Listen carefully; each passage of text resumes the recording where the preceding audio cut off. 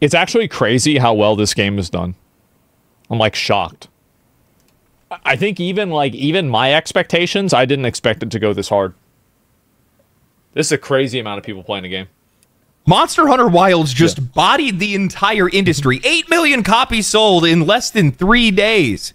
That's insane. I thought it was hard to sell a AAA game nowadays. I thought it was tough out on these streets. It's almost like if you make a good game, people play the game. People buy it. Yeah. I've heard about that. You know, Monster Hunter as a series has only continued to grow, exponentially grow its audience in a way that very few in this industry understand, and I think very few can even try to replicate. I think this is what happened. Like, the exact same thing that happened with Monster Hunter now is the same pattern that happened with Path of Exile 2, and that previously happened with Elden Ring, and that also happened with Baldur's Gate 3. Is because, like, Larian leveled up and they did Divinity 2 Original Sin. They did the Divinity 2 Original Sin. Like, they're building up, and then finally you have like a game that's like so good, it's like this massive breakthrough hit. Seen franchise after franchise, studio after studio try to broaden their appeal, widen their audience, only to alienate the core audience that they have. Exactly. Saints Row, Diablo, Battlefield, Halo, Dragon Age, there's a long list of games that have completely left their audiences behind. Monster Hunter Wilds is a testament to just giving players what they want. Monsters. Give them what they're looking for from your game.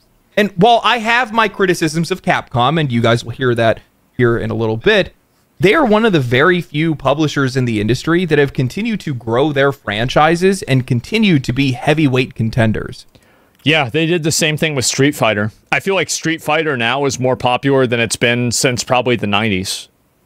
So today what I want to do is I want to talk about the wild success of Monster Hunter Wilds. And I want to talk about the continued success and consistency of Capcom and how it's a lesson and an example that this industry desperately needs to follow. Thank you to Displate for sponsoring this video. Monster Hunter Wilds didn't just drop, it stomped the industry into the ground. Less than 9 hours after it launched, it had already reached over 1 million concurrent players on Steam, peaking at 1.3 concurrent players the very next day. All the while helping Steam to break over 40 million concurrent players. 2 days later, Capcom hit us with the numbers. 8 million copies sold in less than 3 days, becoming Capcom's most successful title to date. To call that a success would be underselling it. This game is a juggernaut. Heck, it's got games journalists out here writing guides instead of out-of-pocket criticism. Though, give it time, I'm sure we'll see some of that nonsense soon enough. Coming off of a crazy 2024 where both Palworld and Black Myth Wukong smashed through 2 million concurrent players on Steam,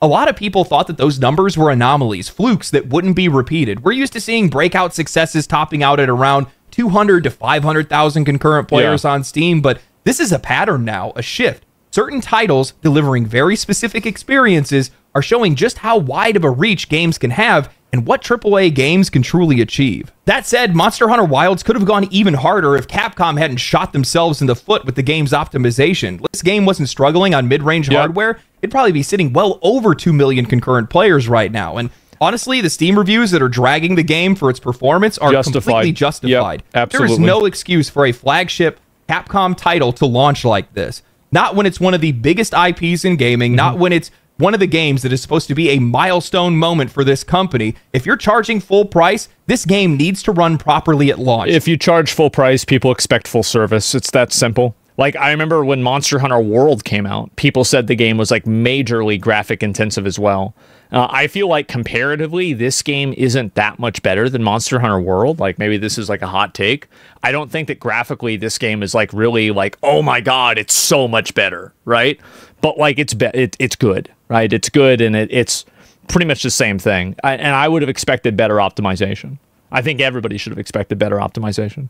Capcom pulled the exact same thing last year. This is all for shareholders because their fiscal year ends March 31st, and they want to just get the game out to appease their shareholders and meet their financial targets. And both the customer and the game are suffering as a result. I wish that these companies would wake up and realize that long-term profits outweigh immediate gains. And if properly optimized this game, they would be making a lot more money. I've had zero issues with the game personally, but I'm playing on a 4090, so my experience means nothing in this conversation. I feel for the players who physically cannot play the game. And I feel even worse knowing that there are a lot of people that are out there that aren't even going to get the chance to experience how insanely good this game is. Because, man, is this game good?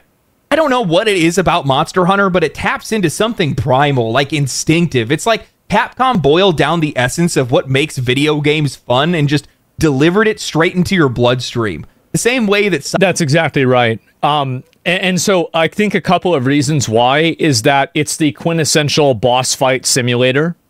Like, you're just fighting bosses. That's also really good.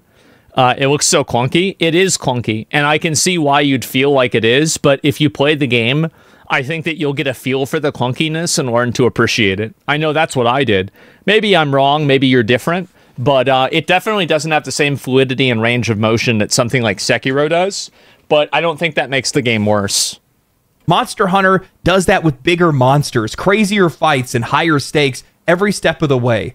It's Boss Fight the video game. No filler, no waiting around, just pure unfiltered gameplay. It's like no dinner, straight to dessert. Every fight delivers, every hunt adds to the spectacle, and before you know it, you're hooked. I'm sitting here, I'm writing this down, and all I want to do is go back to playing more of the game. I play this and what makes Monster Hunter Wilds so special is just how fluid everything is now. The game does not waste your time. There's no point. It's true that Monster Hunter is like way more fluid. Like, this one is way more fluid than World. Like, I think World was like a little bit clunky. It was more clunky. Like, on the clunky scale, I'd say World is like a, I don't know, like a 6 or a 7. And this game is like a 4 or a 3. Focus system improves it. I think that the thing that improves it is the amount of responsive defensive mechanisms. So things like offset and perfect parry, those are the things that I think really make it feel less clunky, because you don't have to live with the consequences of your character being like in one angle or not. I think that's probably the best decision that they made. This downtime between fights, everything about the way that you travel, take on quests, and fight monsters has been designed around just keeping you engaged at all times. Pop-up camps mean you don't need to constantly return to town. Mounting lets you sharpen your weapon, heal, reapply buffs, and get right back into combat instead of awkwardly trying to run around. Hell, even when a monster runs away mid-fight, your mount will just automatically start tracking them, giving you enough breathing room to be able to manage your resources before jumping right back in. I think this is what has frustrated me so much lately with a lot of other modern games. There are so many of them that are going out of their way to slow you down. Forced platforming sections in an action game, unskippable cutscenes with meaningless dialogue, pointless gear checks that block progression. Why? Just let me play the damn game. Engage me. Compel me to play. The new wound system, completely overpowered, by the way, but it adds a whole other layer of strategy, and it keeps the action moving nonstop. Combos I think what's going to end up happening is that the wound system is going to just be recalibrated, and when they do, like, the master ranks, I bet it's going to be a lot harder to get wounds in. That's what I'm kind of expecting. I mean, I could be wrong, but, like, that's kind of what I think is going to happen. And the level design. Oh my God, the level design. I can't tell you guys how many times I would get so frustrated with Monster Hunter World, fighting a Raytheon, getting knocked down off the top of treetops onto a lower zone, then taking what felt like an eternity to find my way back to the monster. Wilds is leagues ahead of Monster Hunter World. It feels like they took all of the best lessons that they learned from Rise with simpler layouts and just made a game that just feels so much more natural, so much more readable, and easier to navigate. I'm memorizing areas faster, collecting materials more easily, and using the map rather than actually fighting against it. For me, Monster Hunter Wilds is everything that's good about Monster Hunter, polished to a mirror shine. It improves on every aspect of combat, the world design, quest design, and more. While I could criticize the story, I'm not going to, because I don't give a shit. Like, I feel like the story in the game doesn't really matter one way or another. Like, it's kind of, it's not great, but it doesn't really make a difference. It doesn't really matter. Capcom didn't reinvent the wheel here. They didn't dilute the experience. They doubled down on what makes Monster Hunter great, and they just gave players more of it. And surprise, surprise, it worked. God, I love it. Yeah, I feel like the game definitely, it maintained a lot of its, like, identity. And I think that if you watch a lot of speedruns, you're probably going to see a lot of the same types of gameplay. I just want more monsters to hunt. That's the way I feel, too. I want more stuff to do, more monsters to hunt, etc. But I think that especially for, like, Monster Hunter players that kind of got into World maybe a bit late, I think their frame of reference is going to be kind of distorted, like mine is, because World just has so much content that I never even finished it, and I played it for 150 hours. So it's like if you compare that to Monster Hunter Wilds that just came out, and you're looking at something that's had an expansion and like 50 different collab events, like 10 different patches, 20 different patches probably. So that's it. Now, I don't want to sit here and just glaze the game entirely, because there are some things that I have some issues with. There's definitely a lack of build diversity in the end game. I'm upset that Capcom basically boiled it down to 2 armor sets and Ardean weapons more than anything else. But I know that over time, the game's going to get more content. Capcom's pretty relentless when it comes to adding content to Monster Hunter games. But yeah, we'll see. To be honest, man, I'm just having too much fun to actually care. Because all I wanted was more Monster Hunter, and they did that. That's exactly what I got. Yeah. And I think there's a lesson in that. I think that that's something that when I start to contrast this game with the rest of the industry, you know, they're finding success because they're just staying true to what they are. Simple as that.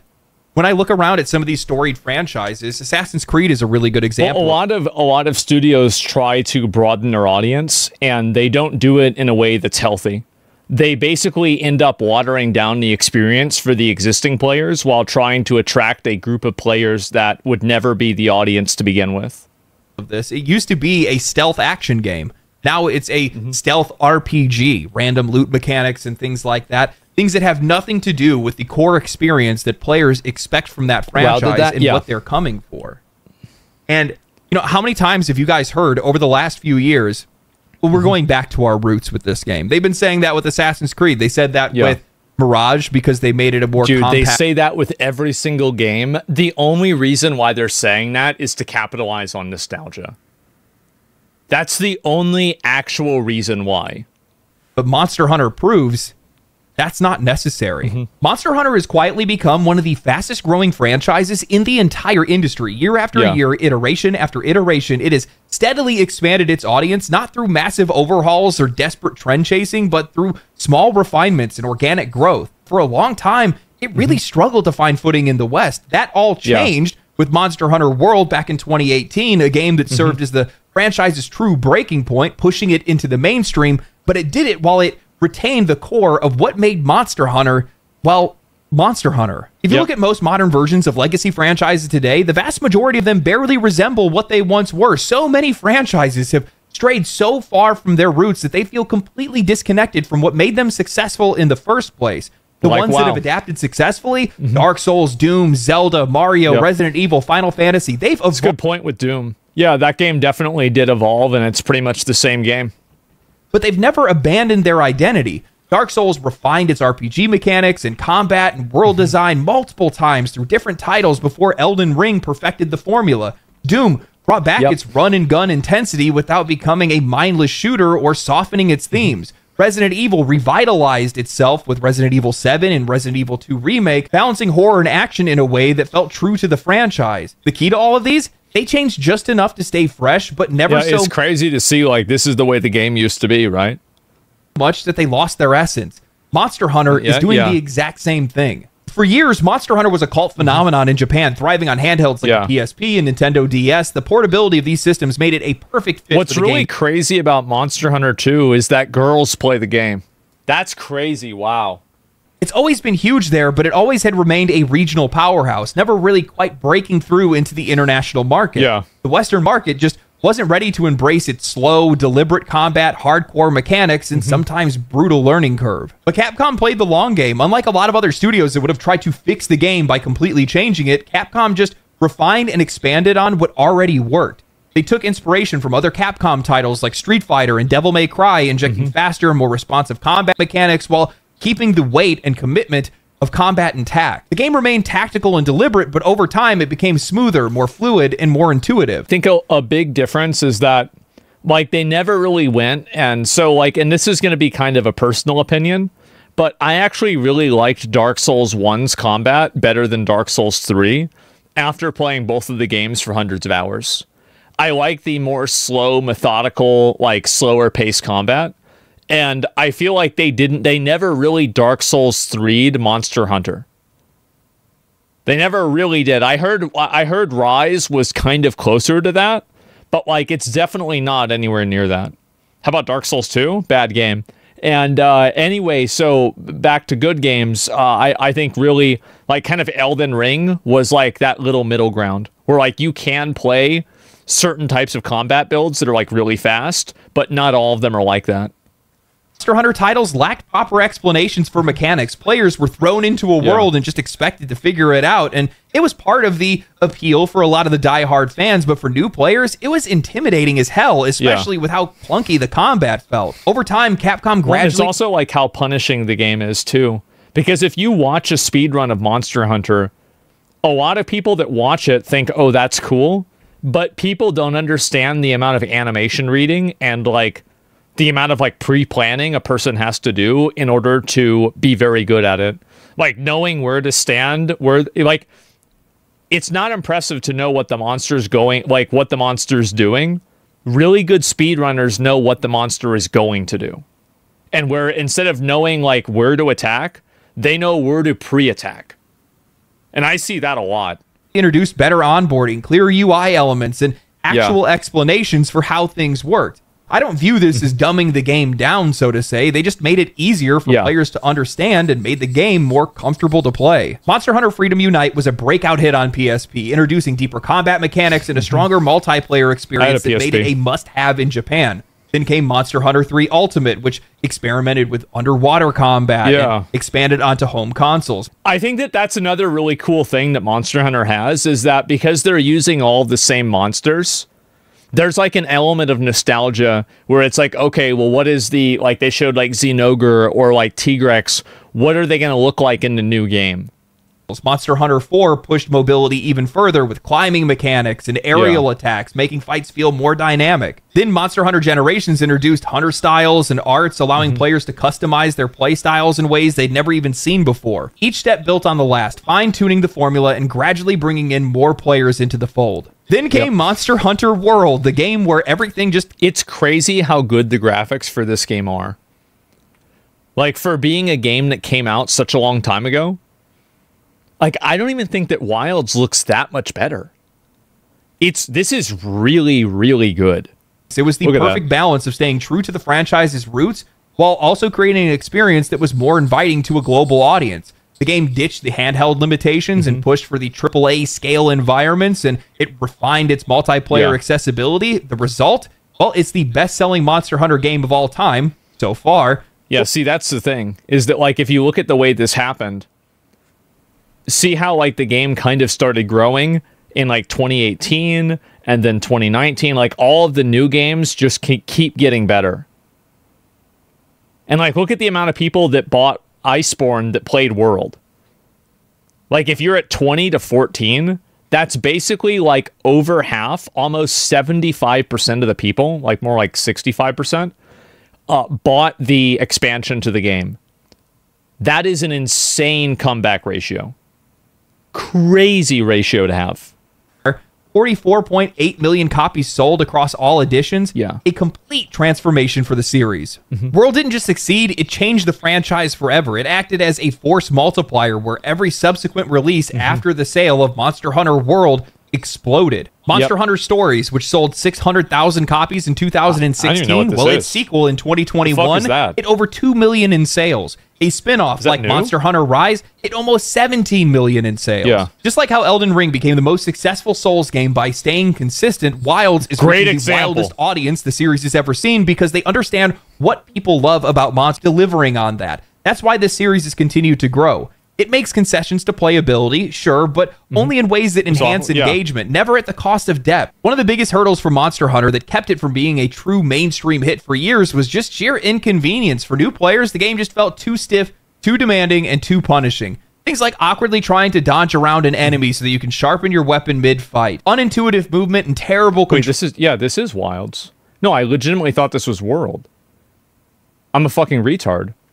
Controls and clunky multiplayer restrictions that just pushed a lot of players and potential fans away, including myself. I tried the game for the first time many years ago back on Nintendo DS, and I was filtered by a Kulu Yaku egg carrying quest. While many veterans have thrived on these mechanics, the general audience has only experienced frustration. With Wilds, Capcom just smoothed out the edges. Combat still remains deliberate and positional, but players have a little bit more flexibility. You still need to know when to commit to an attack, but You have better tools to adapt. Running away to sharpen your weapon, well, that's been streamlined. Now you can do that while you're mounted. Multiplayer, no need for awkward cutscene restrictions before being able to invite a friend to a hunt. Every iteration of the franchise has made small, incremental quality of life improvements, all without losing what makes Monster Hunter Monster Hunter. And that's why Wilds is doing so well. It's the result of decades of refinement and not trying to desperately try to invent the wheel. It respects its history, its fans, and more importantly, its own identity. Now, while I've seen some people complaining that Monster Hunter Wilds is leaning too hard in the casual direction, that it's too easy in comparison to some of the other titles, friends of mine that are playing the game for the first time, they're getting filtered. They're having a hard time. They're SOS flaring any chance that they get and trying to get as much assistance as they can, but they're having a great time playing it. This is another component, is that this is another big issue that I think that like Elden Ring did this the right way too, where Elden Ring didn't make the game for people that beat Sekiro 7 times. They didn't make the game for people that played mods of Dark Souls 3 to make the game even harder than it was at a baseline. They made the game for a large audience, and good players will find new ways to challenge themselves by doing speedruns. These are people that have been historically critical of this series and never wanted to touch it, that are playing it for the first time and are loving it. That's exactly what you want to see. You know, one of the things that I was thinking about, because I was talking to one of my friends, was I'm like, think about how big of an impact it has being a player that's played this franchise in the past, and you understand how to counteract certain elements.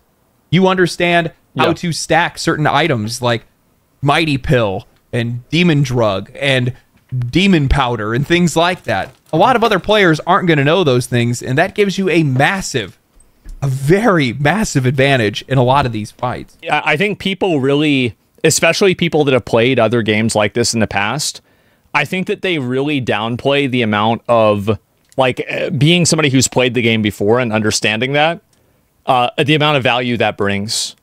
Because, like, there's all these things that you never have to wonder, you never have to be sure about. So, like, you basically have already played the game before. Yeah, you have experience, right? Yeah. Well, I know that veterans and purists are going to have their differences. There's going to be some people that are definitely going to criticize what my opinion is on this, but I think that Monster Hunter, its core experience, remains intact in a way that very few franchises can pull off. They're giving players more options rather than just taking things away from them. And I think that's what really makes the biggest difference here, because the players have a choice. Calico's too strong? Leave it at home. Mounting cheapens combat? Don't mount while you're in combat. Well, yes. And it's also, keep in mind that speedrunners and people that are really good at the game aren't utilizing these tools. So if you want a bigger challenge and you want a more comprehensive challenge, then you can adjust that yourself. They just give you more tools, and it's your choice to engage with it. And I think that's the essence of how some of these long-standing franchises can continue to find success. More tools, less friction. Let the players define their experience. Never forget what you are. Those are the keys here. You know, when I look at a lot of other franchises... Yeah, no summoning is a great example, right? A lot of people in Elden Ring don't use summons because they feel like it cheapens the fight. So it's like, if you feel like something cheapens the fight, just don't use it. And I think that, like, in Elden Ring, there's like 50 examples of that, of things that make it way easier that a lot of players choose not to use. They've forgotten, and they don't care. They don't trust the players to give them more tools. Shield. They don't think that they can handle those kind of things. Instead of letting players define their experience, they want to define that experience for them, limit their expression, dictate how they play games. That's not working. Now, while I'm sure I'm going to have some people disagree with me, because I know that veterans of any franchise are going to have their own shade of criticism, it's not uncommon for us players to want to harken back to the old days. Don't recite to me the ancient texts. I was there when they were written. But the heart of Monster Hunter is very much still intact. The same cannot be said for a lot of other games in this industry. Too many studios don't just change, they lose their identity entirely, warping their... Well, the problem with Monster Hunter's combat originally is that it was really punishing, and it felt bad to play if you were bad at it. Like, basically, the game felt bad to play, and it felt good to play if you were good at it, but bad to play if you were bad at it. Now, I feel like the game feels good to play if you're bad at it, and better to play if you're good at it. Skill issue? Well, it is a skill issue, right? That's the thing. But, like, if you insult the player's skill and you make the player not enjoy playing the game, then they're not going to play the game. like, really, at the end of the day, a skill issue is secondary to enjoying the game. And if you're enjoying the game, that's what really matters. Franchises into something almost unrecognizable, either through trend chasing, misguided ideology, or a growing obsession with dictating how players experience games. Look at Diablo, World of Warcraft, Call of Duty, Dragon Age, Battlefield. These aren't franchises that evolve. These are franchises that compromise themselves. And they want to fix the damage. They say the same thing. We're going back to our roots. But the problem is they don't even know what that means anymore. They've spent so much time stripping away what's unique about their games from their foundation that they have nothing to go back to. And honestly, I think that Diablo is probably the best example of this because not only is Diablo what actually started this channel, but it's a franchise that I grew up on. Diablo 2 wasn't just a great game, it was a definitive game. It had some of the hardest hitting narratives and cutscenes in the industry, insane build diversity, and challenging, rewarding gameplay that gave players full control over their experience. Many studios, reaching a wider audience is somehow translated into social political messaging, child-proofing their narratives, shoehorning mechanics in that do not belong, turning action games into RPGs and immersive RPGs into action games, or just straight up dumbing down the experience because they don't think their audience is smart enough to handle it. Like, sure, Diablo 3 sold well, so did Diablo 4, but when you actually look at how the fan base feels, it's almost entirely criticism. They're not delivering what players want, and the proof of that is in their low engagement. Notice how Blizzard is dead silent on the sales of their latest expansion. I think everybody knows why. Nice sub. Yeah, why? Because I think the game hasn't sold as many copies. And I don't think it's as popular as it used to be. Like, the game kind of lost a lot of its, like, kind of, its edge.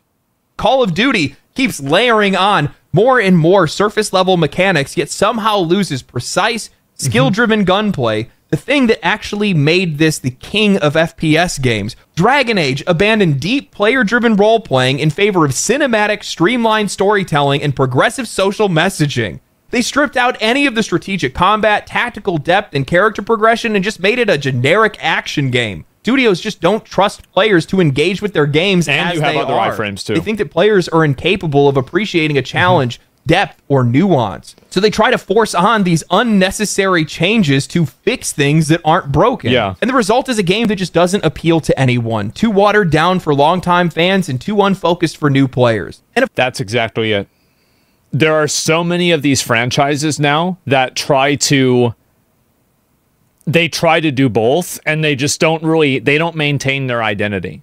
Appeal to a new audience of non-gamers. Yeah, we're going to get this mythical audience of people that have no interest in playing video games to play our video game. All we need to do is add this type of social messaging and then put yellow paint on everything, and then all the stupid people that watch TV shows will play our video game. Yeah, welcome to AAA game development in America.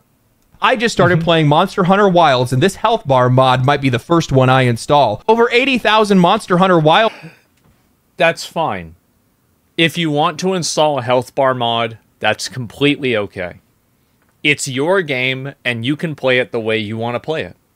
That's fine. You don't have to mod. Yeah, you don't have to mod. I don't think that you need a health bar. I think that the boss behaves and acts in a way that's very indicative of its current health. It destroys the essence of the game. Then that's your right to do that because it's your game. For some people, it ruins the game. For other people, it doesn't. If you think it ruins the game for you, don't use it. Ah, yes, 80,000 out of the 8 million players that bought the game. Let's celebrate the literal 1% and ignore the 99 others that love the game as it is. Exactly how franchises get chipped away at. It starts as a helpful mod, then becomes a demand to make it official, and then eventually the entire philosophy of a game changes because certain people can't be bothered to learn how to play it. That's why the gaming industry keeps failing to grow its audiences properly, because they're not building on what makes their games great, they're tearing them down. And then they wonder why Monster Hunter, a game that stays true to its identity, is outselling them all. I know that I'm not alone in feeling that some of our favorite franchises have just compromised too much over the years. They've changed far too much. Yes, you have to adapt. You got to be flexible. And sometimes that means losing some of your unique flavoring so that you can be a little bit more palatable to a wider audience. But I think that in a lot of cases, these games have just sacrificed too much. They've lost too much. And as a result, they can't go back. Well, like, for example, the Monster Hunter, so, like, the addition to a health bar in Monster Hunter Wilds, the reason why that's like such an issue is that wanting that indicates a fundamental misunderstanding of the way the game works. Explain? Well, a monster, like for example, monsters limp whenever they're low enough health in order to be captured. They fly away at certain different health intervals as well. And they also, can show that they've taken damage based off of the amount of parts that are broken. And just like, does it still have the tail? Stuff like that. They are drooling, yeah. And then they get exhausted, tired. Yeah, exactly. Part breaks, yeah. And so there's a lot of examples of things like that. So whenever you say that you want a health bar for Monster Hunter, what you're saying is that I don't really understand the way the game works.